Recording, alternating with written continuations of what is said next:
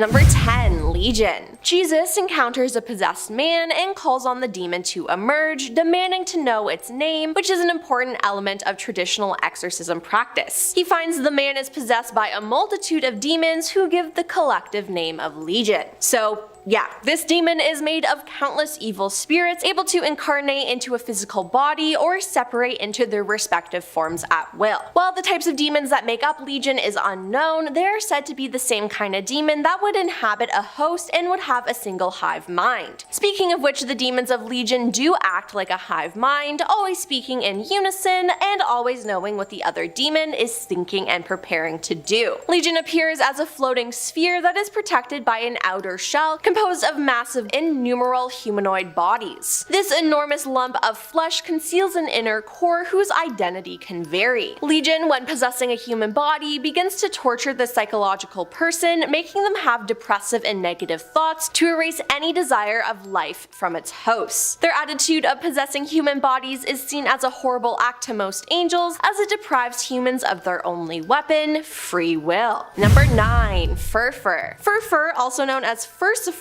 is a demon who is said to be the Count of Hell, leading 26 legions. He speaks in a hoarse voice, has a fiery tail, and usually appears as a stag. He is said to be able to make men and women fall in love, and also has command over great storms. He gives true answers to all things past, present, and future, but he must first be commanded to enter a magic triangle, for if not, he will lie and deceive the conjurer. But if he enters the triangle, he will answer truly and gladly speak about divinity, the creation of the world, himself, and other fallen angels. He can also destroy all the conjurer's enemies by burning them up. And if the magician requests it, he will not suffer temptations from any spirit or in any form. Furfur can also supposedly be called upon when a mortal wishes to take vengeance on other demons. This is likely included in his capability to destroy the conjurer's enemies. And I just gotta say, how scary can a demon be if its name is literally Furfur? It sounds like a name someone would give their cat.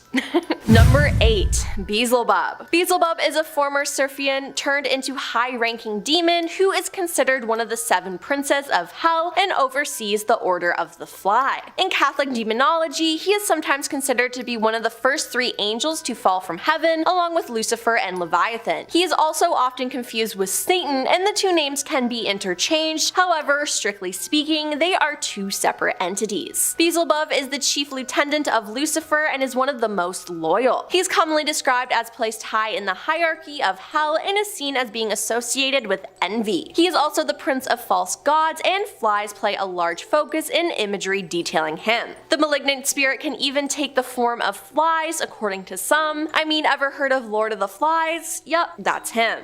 Number 7. Mammon. Mammon in the New Testament of the Bible is commonly thought to mean money, material wealth, or an entity that promises wealth and is associated with the greedy pursuit of gain. After the rebellion in heaven, Mammon was banished to hell, where he is the one who finds underground precious metals that his demonic companions used to build their capital city, Pandemonium, by Lucifer's order. Mammon counsels the devils to be happy with what they've got and to create a home for themselves in hell. He is one of the 7 princes of hell, each representing the 7 deadly sins. Mammon represents greed and is known as the treasurer of hell, and was said to have had dealings with the Greek deity Zeus. It is thought that when you make a deal with the devil for wealth and fame, you are making it with Mammon. Number 6. Belphegor. Belphegor is a demon lord that resides over the sin of sloth and is one of the 7 princes that rules hell. He also assists people to make discoveries. For example, he seduces people by suggesting to them ingenious inventions that will make them rich, and they wouldn't have to work hard for it. As one of the fallen angels, Belphegor was originally a member of the Order of the Principalities, and after his fall, he became a demonic counterpart to one of the 10 Sephiroth that oversee the Tree of Life. He is the biblical enemy of the 6 Sephiroth, the patron angel of beauty. It's said that if Belphegor were to become too influential in the world, then the beauty of it all would become tainted, causing ruination. Number 5. Leviathan. Leviathan became a demon of darkness and chaos and a leader of hell mentioned in the book of Enoch. Leviathan is one of Lucifer's arms and one of the many faces of the devil in Christianity. He is also the representation of the sin envy. Leviathan is a tamer of beasts, a beast collector, and an excellent strategist. He has the power to summon hellish whales that are natural inhabitants of hell and use them in battle. Leviathan appears as a huge sea beast, a very powerful species of a sea serpent dragon. This form is so colossal that it's said to be capable of frightening the bravest of men and is capable of swallowing fishing boats and even ships. Its scales are several small teeth throughout its body, similar to a shark's body. Now in his human form, Leviathan appears as a handsome young man in his late teens. Although the appearance is similar to a human, he has fish gills on his neck and his ears are pointed. He also has a small shark-like teeth that are hidden under a thin layer of skin in his mouth. Like his name suggests, he is a very jealous person, with Lucifer often being the target though. It should be noted that Leviathan's jealousy isn't limited to only him, so you should watch out. Number 4.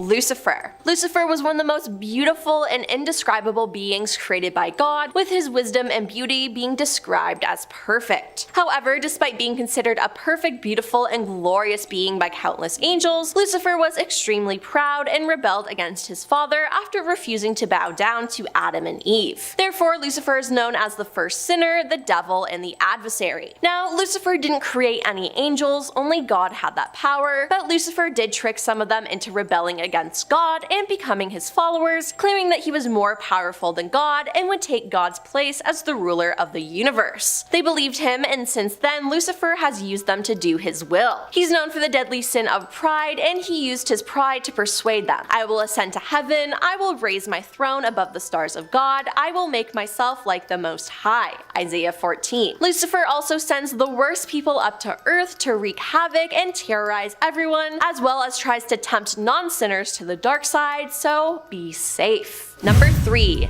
Abaddon. Abaddon is considered the ruler of all demons in the 7th layer of hell, violence, and also the commander of the locusts of Abaddon. Now what are the locusts? Well, they're scorpion-tailed warhorses that have a man's face with lion's teeth. They are commanded to torment anyone for 5 months who does not have the seal of God on their forehead by using their scorpion-like tails. So yeah, he rules them. He has eyes as black as night and a huge mouth with many sharp teeth like those of a great white shark. In addition, he wears black armor and his wings have even turned dark. Abaddon is sometimes referred or foreshadowed as death, as they both are neutral entities of two opposing forces. He is also considered both an angel and demon, with neutral and at times lawful agents of both heaven and hell. It is unknown where his allegiance lies. He's often bringing judgment upon people in the name of God, implying that he works for the Almighty. That being said, Abaddon has also caused events that God would never have wanted to happen, let alone the fact that Abaddon helped Lucifer during the war in heaven. Seems like he liked to play both sides. It's also said during Judgment Day he will gather the souls of the damned and carry them down to the place of God's final judgment. Number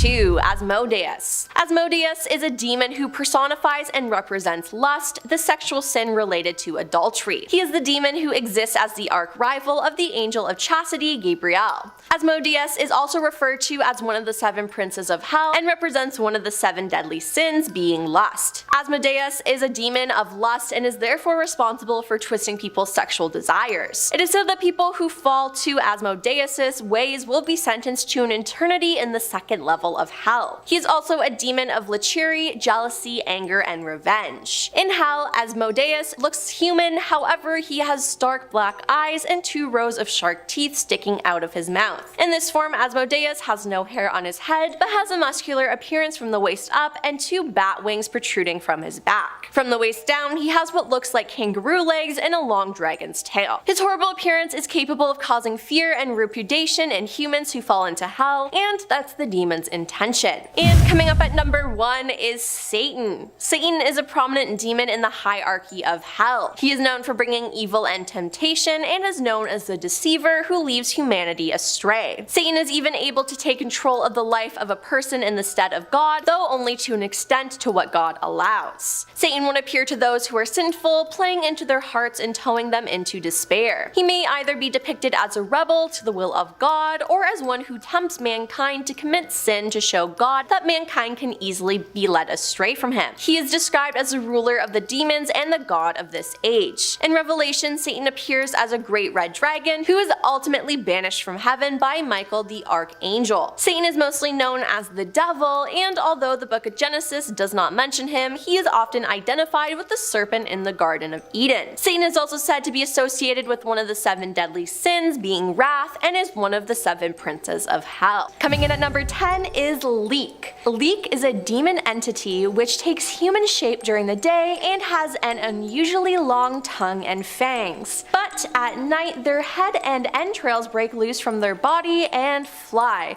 searching out pregnant or newly birthed women in order to suck out their baby's blood. When human, they practice black magic and have a taste for human flesh. Their queen is a widow witch named Ragna. They can command other demons, and Leek statues, which are of a head with a very long tongue and sharp fangs, are sometimes hung on a wall for house decoration. Now, sometimes certain illnesses or deaths are attributed to leeks, and due to this, a healer will conduct a seance to identify with witchcraft who is responsible for the death. Now, during the seance, the spirit of the dead will directly or indirectly point to their attacker. However, vengeance by the victim's relatives or family is usually counseled against, and people are advised to leave any action to the spirits themselves. Number 9. Furfur. Furfur, also known as Furcifer, is a demon who is said to be the Count of Hell, leading 26 legions. He speaks in a hoarse voice, has a fiery tail, and usually appears as a stag. He's said to be able to make men and women fall in love, and has also command over great storms. He gives true answers to all things past, present, and future, but he first must be commanded to enter a magic triangle,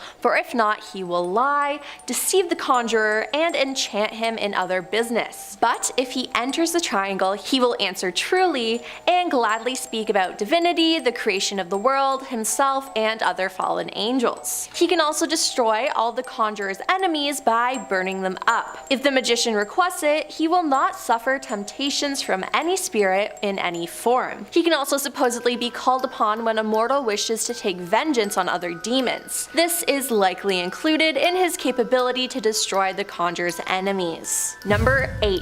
Valak. Now, many of you may know who Valak is due to the Conjuring films, but the real Valak is somehow scarier. The real demon appears as a child riding a 2-headed dragon. The first known reference to the name Valak is found in a 17th century grimoire titled The Key of Solomon. University of Hertfordshire professor Owen Davies, an expert of the history of ghosts and witchcraft, described grimoires as books that contain a mix of spells, conjurations, natural secrets, and ancient wisdom. Solomon is a self-described guide to the ceremonial art of commanding spirits both good and evil. The grimoire bearing Valak's name lists the 72 demons that the king supposedly vanquished during his reign, providing readers with their names and instructions for expelling them should they come in contact with such spirits themselves. Valak is the 62nd spirit on the list in the Solomon, according to which he appeareth like a boy with angel wings riding on a 2-headed dragon. His special power, according to the text, is finding snakes and hidden treasures while leading an army of 30 demons. The Bible itself contains no reference to Solomon's 72 demons, but it was actually listed in the Vatican's list of prohibited books, which the church continuously updated until scraping it all together in 1966. Number 7. Ayla. Ayla is a female demon from Eastern Europe who, like many demons, seems to be derived from a belief in nature and weather spirits that could cause disaster and disease. Ayla was believed to reside in clouds, lakes, in springs, remote mountains, caves, or in large trees. When she visited humankind, she could take many forms. Ayla can manifest as a vast black wind, a female dragon, a large-mouthed human, or a raven. She could even possess people. Her primary characteristic is her all-consuming greed. If angered, this demon could manifest violent, thunderous hailstorms to destroy fields, vineyards, and orchards. However, it was equally likely that she would satisfy her enormous appetite by devouring the produce herself. When not over-consuming stolen food, Ayla liked to snack on children. Her greed was so insatiable that she also periodically tried to eat the sun and moon, therefore causing an eclipse. If a person encountered Ayla, their health could suffer. However, if they gained the demon's favor, she would not only restore health, but also bestow upon them good fortune for the rest of their life. But you know, I just wouldn't want to risk it. Number 6. Krampus. Krampus is popular in Germanic folklore, and this demon is essentially the polar opposite of Santa Claus. On and around December 5th, St. Nicholas travels around the Alpine counties delivering candy and gifts to all the good boys and girls. Now, at the same time, his darker double follows closely behind, only rather than leaving gifts, he deals out behaviors correcting punishment, flogging naughty boys and girls with a birch wood stitch. This dreaded day is called Krampenschnott. Again, don't come for me with the pronunciation. He wears bells and chains, and he sometimes captures kids and takes them away from their parents forever. Krampus is always portrayed in human form with a twisted body, long horns on his head, sharp teeth, and a nasty tongue. The length and appearance of these horns vary from story to storyteller, but in recent years Krampus has become somewhat of a globally accepted Christmas demon and has been terrifying German children for generations. Number 5. Mephistopheles. One of the ultimate demons from hell, Mephistopheles has Germanic roots and is essentially the devil's favorite bounty hunter. He is credited Lucifer's right-hand man and apparently sold his soul for infinite knowledge and magic. Now, as the devil's main man, he harvests his souls and bargains with those who also wish to sell their souls. This is the classic image of a demon who makes an agreement in exchange for your mortal soul. Mephistopheles, however, is not often the one seen to be making the deal, but rather a rabid dog sent to collect when it comes to pay up. The story behind him is that he too once made a deal with the devil, and he must spend his life as the devil's henchman. Coming in at number 4 is Alu. Alu is a vampiric demon that is an infernal and immortal being. It was never human or created in any known way. They were born into Lithita, or one of her demon servants. When their father was about to die, they surrounded his bed waiting for the moment during which they could take their father's soul, impeding his travel to the underworld and making him an errant spirit feared by all living people. They are described as being faceless and desirous of destroying all life whenever the opportunity presents itself. The Alu will often possess a man when he is engaged in sexual intercourse with a succubus. A succubus, by the way, is understood as a Lilin demon in female form or supernatural entity that appears in dreams to seduce men, usually through sexual activity. So, as the victim nears death, the Alu will wait for the moment of expiration so that it may snatch up the fleeing soul and enslave it. Number 3. Lilith. Lilith is a female demon of Jewish folklore. Some texts claim that Lilith was the first wife of the Bible's Adam and was created on par with him. However, Adam disliked her lack of subservience, so she abandoned him. Then God made an obedient wife, Eve. Now, consumed by jealousy, Lilith turned into a snake and tempted Eve with the forbidden apple. After the couple was banished from the Garden of Eden, Lilith transformed into a demoness, vowing her revenge on all men. Lilith is mentioned in passing in the Bible, but it doesn't go into detail like all of this. Now, due to her bitterness and subsequent inability to bear children, Lilith was also known to threaten women in childbirth. She could only be thwarted by an amulet inscribed with the names of 3 angels, which was placed around a newborn baby's neck. She made an agreement with these angels not to hurt any children, and when she sees the names, she remembers her oath and leaves the children alone. Well, it's nice that she sticks to it. Number 2. Manananggal. The Manananggal is a dark-hearted demon and arguably one of the most gruesome types of demons. Its name means to separate, which is precisely what it does. This female demon turns into a terrifying winged vampire-like creature. However, as their wings sprout, their legs separate from their bodies. Their upper halves fly around, entrails dangling beneath them, surely showering people with gore as they go. Now, this particular demon is rooted in Filipino folklore. The Manananggal preys on a range of targets, including pregnant women. Their probing tongue penetrates the woman's pregnant belly and sucks out their unborn child's heart. If that isn't dark, then and I honestly don't know what is. It's also said that they prey upon newlyweds and couples in love. It would seem that love is the fuel that drives this demon onwards. The legend behind it claims that the original Manigal was abandoned at the altar, explaining why they also desire to feast on the flesh of grooms-to-be. And coming in at number 1 is Rakshasa.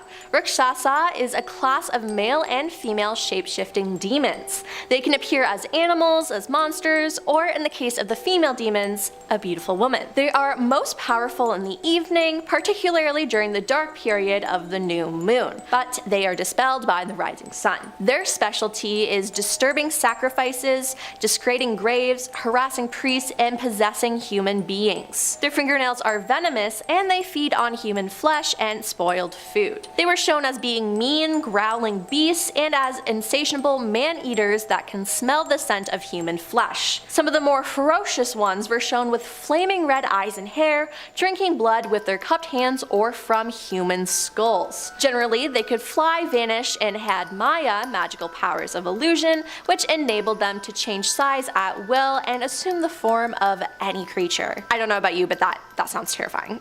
And we're starting off this list with Gabriel Amorth, Italian Catholic priest who's basically known as the king of exorcisms. He'd performed around 60,000 of them throughout his career as an exorcist, and along with 5 other priests formed the International Association of Exorcists in 1994, which sounds like it would make for a pretty wicked comic book. So this guy dealt with a lot of demons, obviously, but this guy was a founding member of the International Association of Exorcists, so demons were just part of his everyday routine. He'd often perform around 5 exorcisms before lunchtime. He loved the smell of holy water in the morning. But it wasn't just random underling demons that this priest exorcised. In 1997, Father Amorth came face to face with the head honcho himself, Satan, who popped out of a possessed Italian man who Amorth was in the process of exorcising. And speaking of exorcise, Gabriel Amorth was known for his hatred of yoga and Harry Potter. Next up we have Vincent Lampert, a Catholic priest who's performed a number of exorcisms since becoming the Exorcist of Indianapolis in 2005. The same year the Exorcism of Emily Rose came out,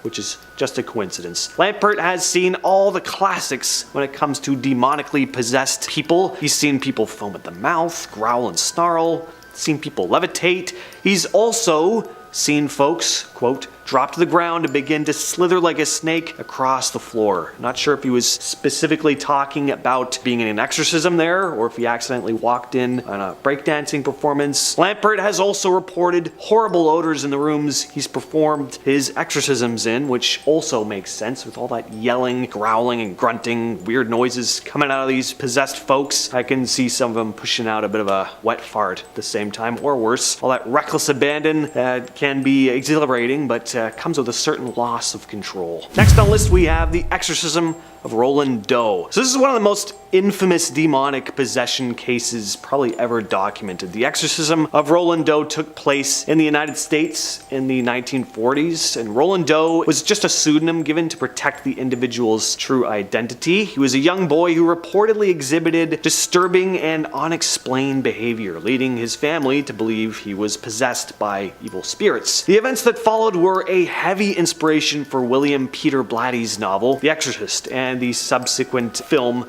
that it was based on. According to accounts, some pretty wild stuff happened here. Apparently he levitated, objects moved on their own, and he experienced changes in his voice and appearance as a series of exorcisms were performed by Father William Bowdern and his crack team of priestly warriors. The exorcisms were pretty intense, lasting several weeks. Witnesses claimed to have seen Roland convulsing, speaking in strange languages, and displaying an aversion to religious objects. The priests employed prayers, holy water, and religious artifacts during the exorcism rituals, aiming to expel the demonic entities believed to have possessed him. Next on the list is Theophilus Reisinger. Theophilus Reisinger was a German-American priest who was tasked with conducting an exorcism on a 46-year-old woman named Anna Eklund in 1928. Eklund's case was particularly significant due to the severity of her possession. Reisinger, driven by his strong faith and deep understanding of spiritual matters, undertook the task of helping Anna regain her freedom from the torment she endured. With unwavering determination, Reisinger confronted the forces that had taken a hold of Anna, invoking powerful prayers and rituals to combat the malevolent presence that was deep within her. And the exorcism lasted for about 23 days, but through his efforts, the demon or demons residing within Anna finally left her, allowing her to find solace and return to a normal life. Number 6. Dr. Richard Gallagher. Dr. Richard Gallagher has garnered attention and controversy for his professional involvement in the field of demonic possessions. A certified psychiatrist and professor at New York Medical College, Dr. Gallagher has dedicated a significant portion of his career to studying and evaluating cases of alleged demonic possession. And what sets Dr. Gallagher apart is his belief in the existence of supernatural forces and his willingness to explore this rather controversial topic within the psychiatric field. Throughout his career, Gallagher has worked closely with individuals who claim to be afflicted by demonic entities. He approaches these cases from a medical and psychological kind of perspective, seeking to differentiate between mental illness and what he perceives as genuine possession. His evaluation process involves extensive interviews, medical examinations, and collaboration with clergy members and other experts in the field. According to Dr. Gallagher, his conclusions are grounded in science, combining his psychiatric expertise with an open-mindedness towards the possibility that supernatural forces could sometimes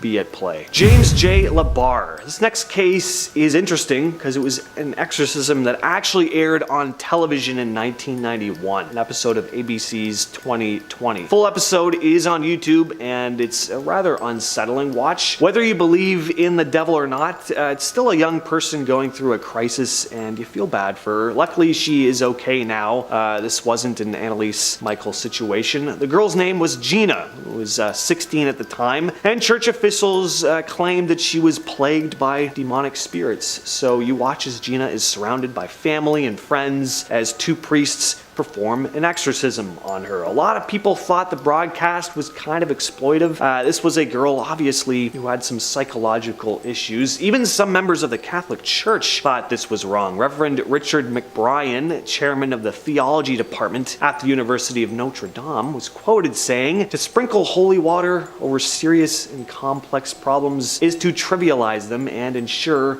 that they continue." Next on the list, we have Gerald Johnson. You want to talk about coming face to face with demons? Well, this next priest met them on their home turf. Johnson suffered a heart attack in 2016 and was briefly clinically dead. He described feeling his soul leaving his body, thinking he was ascending to heaven, only instead he went down, and what he saw was utterly terrifying and catchy. I'll get to that part in a second. Johnson described seeing all sorts of demonic entities, including a man who walked on all fours like a dog with chains wrapped around his neck. And the worst part was, a number of these demons were torturing their victims by singing various pop songs like Rihanna's Umbrella and Don't Worry, Be Happy by Bobby McFerrin. I wonder if these songs were just kind of part of the ambience, or if the demons were performing like these hellish karaoke versions of the songs. Under my umbrella. At number 3, we have Mike Magano. The case of Latoya Ammons and her family captured widespread attention due to their extraordinary claims of supernatural encounters and their decision to hire priest Mike Magano to perform an exorcism. According to reports, the Ammons family experienced a series of disturbing events in their Indiana home, including unexplained noises,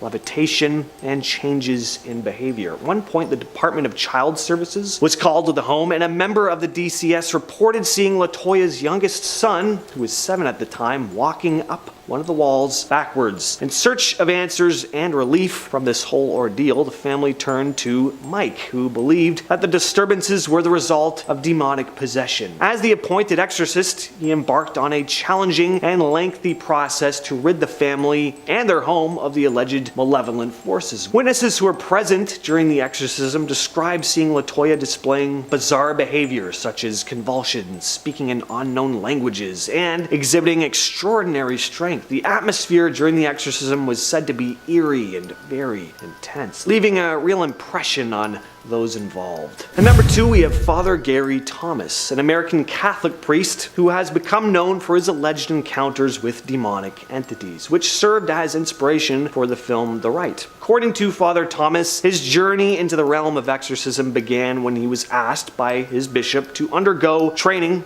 as an exorcist. At first, he was kind of skeptical, but he embarked on a path that would test his beliefs and expose him to the reality of evil in a profound way. Father Thomas has described his encounters with demonic entities as intense and deeply unsettling, involving individuals exhibiting all your classic horror movie behaviors during exorcisms. Thomas stated that he was tasked with training to become an exorcist due to the increase in quote-unquote occult activity in our society, like people messing with Ouija boards, people getting their palms read, people using tarot cards, and doing yoga. I didn't know yoga was such a satanic thing until today, but you learn something new every day. And coming in at number 1, we have Chad Ripperger, an American Catholic priest and former exorcist who has a number of harrowing tales of his daring demonic exploits, some of which he shared in interviews. As terrifying as facing off against demons on a semi-regular basis must be, Chad really lived up to his name while serving as an exorcist between 2012 and 2016, stating in an interview on the Chris Stefanik show that he was only scared twice in his entire career. He describes demons as actually acting quite consistent across the board, saying that within his first couple years on the job, basically seen it all. His first time being scared was when he performed his first exorcism, which is understandable. Most of us are nervous on our first time doing anything, let alone extracting a demon from someone's body. The second time he described feeling scared was when he was dealing with a particularly stubborn demon. Ripperger turned to God and asked him to punish the demon in a way he'd never been punished before, and what he saw was the wrath of God on this demon. Ripperger described feeling afraid, not of the demon itself, but the sheer power of God's wrath.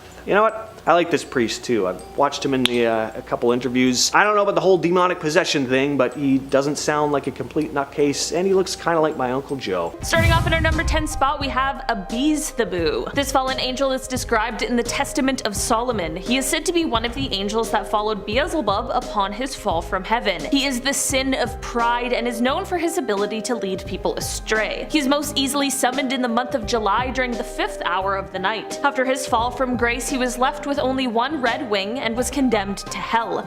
Beelzebub is said to have control over the imprisoned souls of the underworld, and he plays a primary role in the demon world. Beelzebub himself claims that he was once an angel in what is referred to as the first heaven, and after his fall he began to roam Egypt. It is said that he was caught in the collapsing of the Red Sea, which left him crushed, and subsequently imprisoned in a pillar of water. But despite this seal, Beelzebub claimed that, quote, "When he is ready, then he will come in triumph." In our number 9 spot today, we have Baal. Before I dive into this one, guys, please don't forget to hit that like button. It really helps us out. Baal is ranked as the first of the Ars Goetia, and he is the principal king of hell. It is said that he governs somewhere from 66 to 250 legions of demons and spirits, so he's clearly a workaholic in the darkest sense. In grimoire tradition, it is said that Baal appears in the forms of a man, a cat, a toad, or different combinations of those, with the appearance of a king or soldier, but with the heads of these creatures and on a set of spider legs. So I'm just saying, the guy's not easy to miss. I feel like that's pretty clear exactly who that is. In our number 8 spot today, we have Samael. Samael is an archangel whose name means the venom of God, the poison of God, or the blindness of God. He's not just any old archangel, however, he is the archangel of death. This means that he of course has taken lives under the orders of God. It is said that his method of doing this is confronting those he's been told to kill with his sword drawn. On the tip of the sword is a poison, so that when the target gets cut, this wound may not kill them,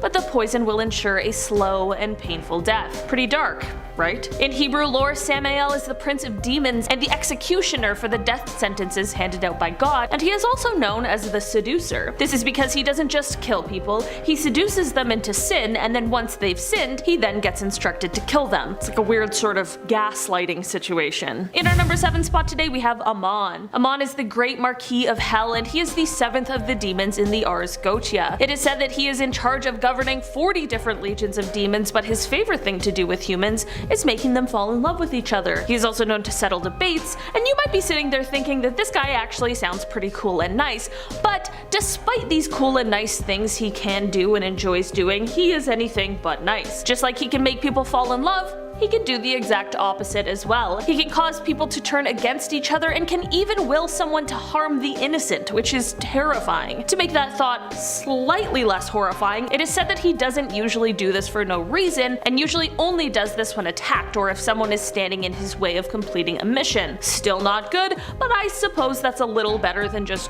random acts of violence. It is said that Amon appears as a wolf with a snake's tail and that he possesses the ability to breathe fire. Or sometimes he will appear as a man with dog teeth who is inside of a raven. I don't know. Ask him about that one, not me. In our number 6 spot today we have Belphegor. Belphegor is a fallen angel, and after his fall from heaven he has now become the demon lord presiding over the sin of sloth. It is said that Belphegor served as a lieutenant from hell. He was sent to earth on a mission by Satan. While he was on earth he grew quite fond of Paris, France, and it is said that because of this affinity he now lurks deep within the catacombs under the city. Belphegor can be invoked by mortals who are wishing to find fame and wealth, usually through as little effort as possible, but these wishes are of course doomed to fail because of the demon's true mission to lure the dreamers into sloth. Through the failure of whatever was provided to the dreamer by Belphegor, he then draws them into procrastination and idle dreaming rather than the active production, which then condemns them to a life of failure. Belphegor is also recognized as one of the 7 great kings who rule over hell. In our number 5 spot today we have Lucifer. Lucifer was an angel before he fell from grace. In the book of Isaiah it says, quote, "How art thou fallen from heaven, O Lucifer, son of the morning? How art thou cut down to the ground, which didst weaken the nations?" Lucifer is now the ruler of hell, and he commands an entire army of sinners and demons,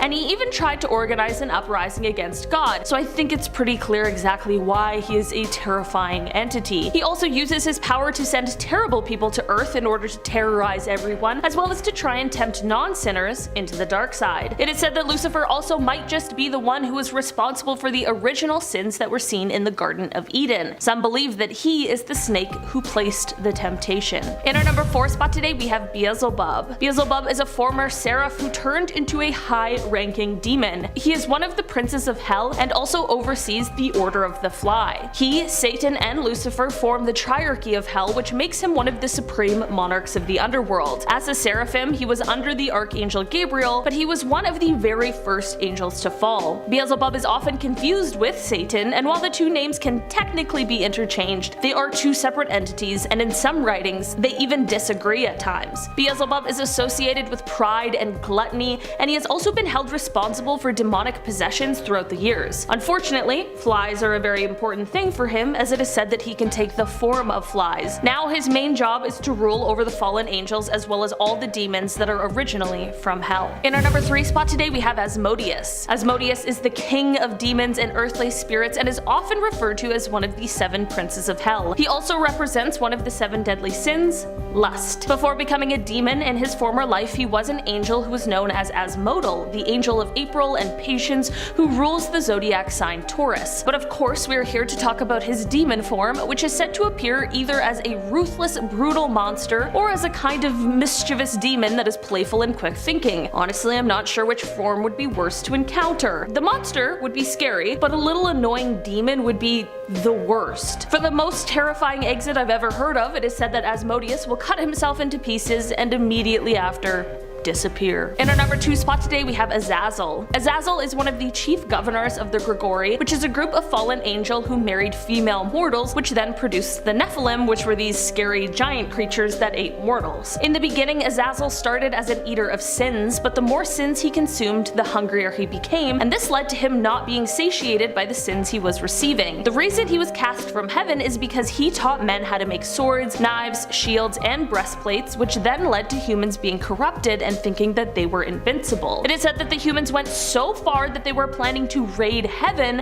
and this is when God told Raphael to bind Azazel's hands and feet, open up a hole in the desert, and toss him in, casting him into darkness. This worked, and for a long time Azazel remained in prison. It was so bad that the jagged rocks near him tore his physical body away, and this left him as a mass of darkness covered in mouth and eyes. Later freed by Lucifer, he went on to join the demons in hell. In our number 1 spot today we have Asbiel. Asbiel had to be included on this list today if for any reason, because his name literally means God forsaken or God deserter. Asbiel appears in the book of Enoch and is the angel of ruin and one of the fallen angels from the Gregory. After leaving the angelic post and straying from the angelic duties, Asbiel dedicated his life to leading humanity astray. Asbiel completely abandoned God and his grace and wishes nothing from him. Asbiel believes that God is basically just another common celestial who has hoarded all of the power at the expense of the rest of creation. During and after his fall, Asbiel questioned why God wouldn't just completely remove any evil and malice in the hearts of his creations, and this led to him believing that God was a tyrant who only cared about worship and praise. Number 10. SS Watertown. In December 1924, James Courtney and Michael Meehan were crew members on the SS Watertown. They were cleaning a cargo tank of the oil tanker, and they were overcome by gas fumes, which resulted in both of their deaths. Due to this, the crew buried them at sea, but to their astonishment, the ghostly faces of the soldiers appeared in the water the next day. Yeah, like in the waves. Later on, many other crew members reported seeing the faces as well. The faces were so visible that the captain of the ship ordered them to take a picture of them to have for proof, so people didn't think that they were crazy. And this was smart, because if someone told me they saw faces of 2 dead men in the water, I would probably never talk to them again and think that they were cuckoo. Although, in the picture, you can clearly see 2 faces, which is just plain creepy. When the SS Watertown returned to land, the negative was even checked for fakery and proclaimed genuine. So yeah, just 2 faces chilling in the waves. No big deal. Number 9. The Nurse. This photo was taken in an abandoned tuberculosis hospital in Louisville, Kentucky called Waverly Hills Sanatorium in 2006. As you can imagine, many people passed away here, and it's rumored to be filled with paranormal activity. In recent years, it has become one of America's most popular destinations for ghost hunters. This image depicts a woman just standing to the right side, but when the photo was taken, no one was there. It was a ghost. It has been agreed among the paranormal community that the photo depicts Mary Lee, a nurse who took her own life in the hospital. The story goes this poor woman was impregnated by a doctor who worked in the hospital, but later wanted nothing to do with her. Nowadays, she wanders the halls of the hospital and interacts with ghost hunters. Number 8. Tulip Staircase. Reverend Ralph Hardy, a retired clergyman from White Rock, British Columbia, took this famous photograph in 1966. Originally, he only wanted to take a picture of the elegant tulip staircase in the Queen's House section of the National Maritime Museum in Greenwich, England. And I mean, I don't blame him. They're pretty. But upon development, the photo revealed a shrouded figure climbing the stairs. It's strange and unsettling, and Ralph said there was no one else in the frame when he took it. Experts who examined the original negative concluded that it had not been tampered with. The vicinity of the staircase is rumored to be haunted, and unexplained footsteps have often been heard there, so it's most likely something supernatural who just wanted their photo taken. Number 7. The Brown Lady. The Brown Lady of Raynham Hall is a ghost that reportedly haunts Raynham Hall in Norfolk, England. It became one of the most famous hauntings in the United Kingdom when photographers from Country Life magazine claimed to have captured its image. According to the legend, the Brown Lady is the ghost of Dorothy Walpole, the sister of Robert Walpole, generally regarded as the first Prime Minister of Great Britain. She was the second wife of Charles Townshend, 2nd Viscount Townshend, who was notorious for his violent temper. The story goes that when Charles discovered that his wife had committed adultery with Lord Wharton, he punished her by locking her in her rooms in the family home, Raynham Hall. According to Mary Wortley Montagu, Dorothy was in fact entrapped by the Countess of Wharton. She invited Dorothy over to stay for a few days, knowing that her husband would never allow her to leave, not even to see her children. She remained at the Raynham Hall until her death in 1726 from smallpox. This is just an extremely sad story, and I can't imagine her pain. The first sighting of the Brown Lady was in in 1835, and the photograph was taken in 1936. Number 6.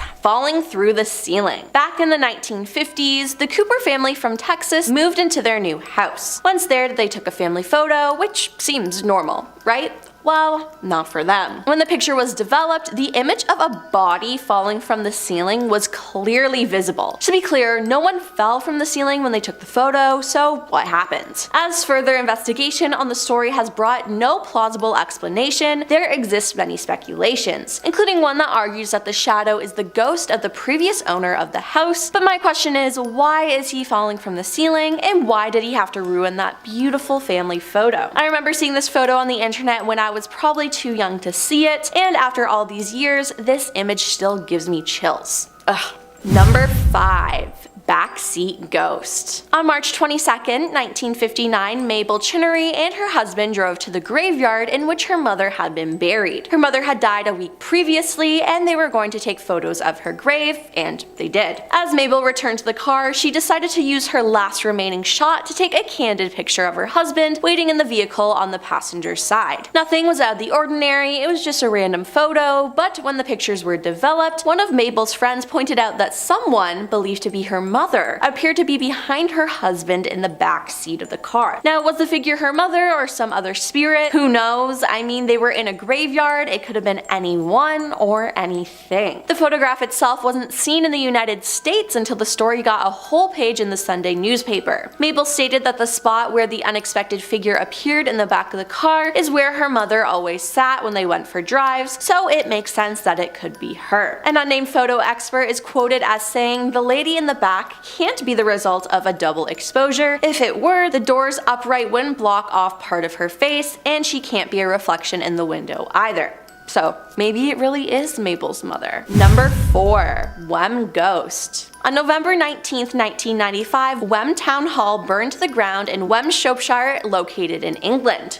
During the fire, Tony O'Rahilly, a sewage farm worker who was also an amateur photographer, was originally stopped by police from approaching the burning building. He took a picture of the blaze from across the street with a 200mm lens. It appeared to depict the image of a young girl in the doorway of the burning building. Now, to be clear, there were no injuries or fatalities from the fire. This was not a human. Locals who saw the photo believed it was the ghost of Jane Churm, a young girl who was accused in 1677 of starting a fire in the same town. The image of the girl in the doorway of the burning building was not noticed by Tony, the photographer, or the onlookers. It only appeared after the photo had been developed. I mean, if she was accused of starting a fire and then she popped back up in an area where another fire started, it seems like it really could be Jane. Number 3. The Spectre of Newby Church. The Spectre of Newby Church is the name given to a figure in the photograph taken in the Church of Christ the Consoler on the grounds of Newby Hall in North Yorkshire, United Kingdom. The image was taken in 1963 by the Reverend Kenneth F. Lord. As the figure appears to resemble a human, much speculation has been had regarding what type of person might be in the image. Most speculation by believers has concluded that it resembles a 16th century monk with a white shroud over his face, possibly to mask leprosy or another disfigurement. Others believe it looks like a plague doctor from the 16th and 17th centuries. Initial claims suggest that the figure would measure at 9 feet tall, but its feet are not visible, so it could easily be standing on a box, giving the impression of height. Some people thought the photo was due to double exposure, but photographic experts have concluded that the image is not the result of double exposure. So what was it, and why was it in a church? No one truly knows, but it's extremely frightening. What does it look like to you? Let me know in the comments. Number 2. Mystery Guest. On January 22nd, 1985, the Coventry Freeman organization and their guests stood in prayer during a dinner event. All the guests are still, and as it was a dark room, the photographer probably thought it would be the perfect time to allow for a longer than usual exposure to get enough light into the picture. Makes sense. Now, nothing was out of the ordinary at the time, but as people started to see the print of the picture, a mystery surfaced. Who was the robed figure standing near the end of one of the tables? No one had dressed up for the event, and no one remembers anyone standing there as they stood for prayer. The figure also seems to be taking part in the prayer, head slightly bowed, hands clasped in front. St. Mary's Coventry, Warwickshire is where the event was hosted. It has many legends of ghosts and paranormal activity, but I wonder why this being decided decided to join in prayer. It just gives me bad vibes, like evil lurks within it. And coming in at number 1 is The Young Boy. One of the most famous haunted houses in the United States is the Dutch Colonial House at 112 Ocean Avenue in Amityville, New York. The haunting stems from the night of November 13th, 1974, when 23-year-old Ronald Defoe ended the lives of all 6 members of his family. He was then arrested, convicted, and given 6 concurrent life sentences. In December of 1975, George and Kathy Lutz, along with their 3 children, moved into the house and claimed that spooky things were happening. For example, George would wake up at 3:15 every morning, which was the approximate time that Ronald committed his crimes. Kathy said she would feel a ghostly presence and be embraced by it. All of this and more caused the family to flee in fear after only staying in the house for 28 days, and honestly, I don't blame them. Due to this, demonologists Ed and Lorraine Warren visited the house and set up time-lapse infrared cameras and caught this photo. The picture wasn't made public until 3 years later when George Lutz appeared on The Merv Griffith Show in 1979. Believers of the haunting think that the picture is the ghost of the youngest Defoe son, John Matthew, who was 9 at the time. Others believed it's a staged photo, but despite its controversy, this picture is one of the most frightening images from the Amityville horror. In our number 10 spot, we have the table throwing demon. Okay, here's some crazy footage for you of a possible real life demon. I mean, heck, the Bible has warned us that demons are tricky and they play with us and influence us and make us feel fear. Well, that is seemingly exactly what happens in the video I'm about to show you. Here we have a woman who is sitting in what looks like a banquet hall, and she's on her cell phone when she hears a chair move. She turns around and sees nothing, but then the chair beside her moves and she freaks out and falls on the floor. Then a bunch of chairs and tables begin to move and you see her get so frightened that she tries to stand up and then she falls on the floor again. She could have fainted too, it's kind of unclear. The footage is so wild and it's so clear that this woman isn't an actress and that this isn't edited footage. It's too natural, and I mean, if she is, then man, she deserves an Oscar. If you're liking this video, don't forget to give it a like, as it will really help us out. In our number 9 spot, we have Satan. Well, duh, if there was going to be one demon on this list that we all know about, obviously it was going to be Satan himself. Satan was once a guardian cherub, but God found wickedness within him, or so is said in Ezekiel 28:12-15. Luke has also mentioned that Jesus saw Satan fall from heaven like a lightning bolt, and that is how he gained the name of fallen angel. Something that I didn't know until this video though is that apparently Satan does not rule over hell, but is punished and just imprisoned with the other souls in hell. That's interesting. From my understanding, Satan is the king and creator of demons, and these demons have influence and infiltrate society and cause sadness and havoc. So basically, we're living amongst many demons these days. Everywhere you look, everything you hear or read, there's some kind of messaging that hits an emotional chord that makes you feel understood. But then you'll hear something else that is a conflicting perspective, and you also feel understood from that. And the result is that you're left confused, and you feel pulled in many directions, and you will feel vulnerable, and that's when it will be easy to control you. Beware of the influential demons like Satan. In our number 8 spot, we have the shapeshifters. Guys, I'm a little shocked that the Bible subtly points to shapeshifters. I guess I just assumed that this was a modern day conspiracy theory fueled by the Marvel movies, but no, there is evidence to suggest that shapeshifters have been around and spoken about since before the Bible. Mark said, after these things, he appeared in another form to 2 of them as they were walking into the country. He appeared in another form to 2 of them as they were walking into the country. That's it, they exist. I'm a believer. Also, what's the consensus? Should we just now conclude that Obama's security guard is indeed a shapeshifter? I feel like yes. Who's a believer? Let me know in the comment section below. In our number 7 spot, we have the chair moving demon. Okay, this could be just a ghost or a demon. I mean, who knows? In this clip, you see a girl in perhaps a classroom or a common area, as there are computers and lounge chairs, and she seems to be looking at something when suddenly she runs out of the room. Then a few moments later, you see the lounge chair move and the door close. The ghost/demon is having a meeting, so he wanted his privacy, guys. The devil requires privacy. Okay, but seriously, what is this? How is this footage not more mainstream? I'm scared. I hope somebody called a priest after witnessing this footage. This place definitely needs to be cleansed. In fact, we should get the priests of the world to just cleanse the world. We may just need a general world cleansing because clearly the demons are among us judging by this video. I'm scared. I want my mom. In our number 6 spot, we have the reptile people. Okay guys, we know that there are many references to reptiles in the Bible. I mean, if you don't, then I'm here to tell you that indeed there are. In fact, the Bible starts with Adam and Eve is persuaded by the snake to eat the forbidden fruit. So the stories really begin right away. But there have been evidence of people believing in the reptile people for many centuries, even dating back to ancient Mesopotamia, where they created an artifact called the Ubaid lizard man, which has made people believe that it is possible that they worshipped lizard people, the reptiles. In Revelation 12:9, it is said, quote, "And the great dragon was thrown down, that ancient serpent, who is called the devil and Satan, the deceiver of the whole world. He was thrown down to the earth, and his angels were thrown down with him." The serpent was thrown down to earth, eh? Sounds a lot like a reptile person confirmation to me.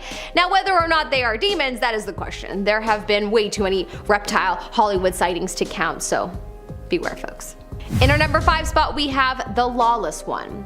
In the Bible, 2 Thessalonians 2:9, I might have pronounced that wrong, sorry, it's been a while since I've been to church. Thessalonians 2:9, we are warned about the lawless one who is doing the work of Satan, aka a demon. The coming of the lawless one is by the activity of Satan with all power and false signs and wonders.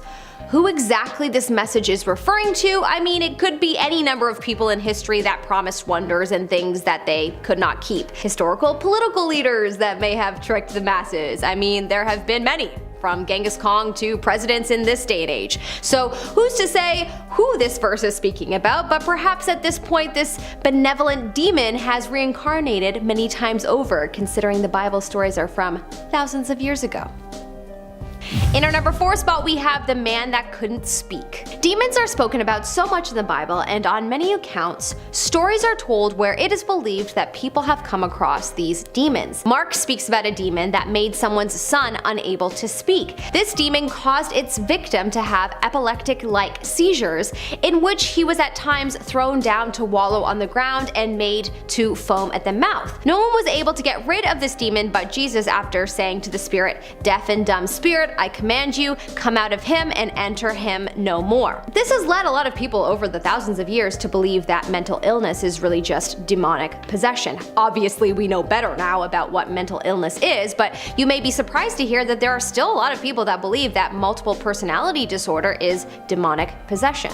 In our number 3 spot, we have the parking lot demon. Years ago, a news station in Serbia called Channel 4 reported the wildest story. Apparently, a woman was in a parking lot when suddenly something invisible started chasing her, and whatever it was jumped from one lamp post to the other. She was so frightened that she went to the police to report that a maniac was chasing her.